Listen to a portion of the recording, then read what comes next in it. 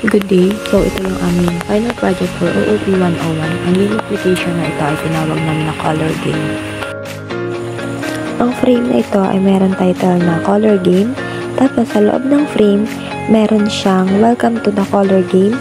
And ang mechanics ng game is click the start button to play, select a color, hit the check button to check, then the program will stop when the points reach 0.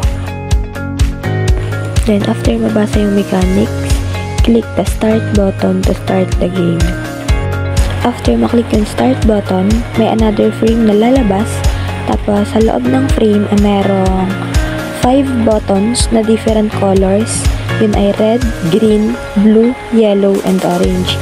Then, sa baba, meron doon makikita na kung ilan yung points, magkano yung ilalagay mong bet, kung bet na ba, and then, check if tama yung bet mong kulay.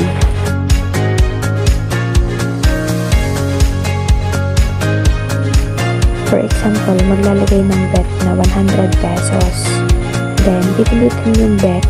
Then, may mag-pop up na text dun sa loob ng frame. Then, ipipick mo yung kulay na gusto mo kung saan mo ilalagay yung bet na 100.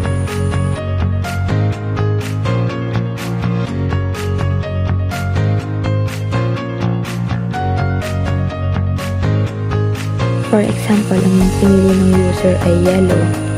Ilalabas na yung selected yellow. Then, kapag i-check mo, lalabas yung randomized color. Then, makikita mo sa points kung mababawasan ba kung talo yung bet mo. As long as tama yung pinipili ng user dun sa mga color na nasa button, hindi titigil ang game hanggat hindi nare-reach yung points na 0.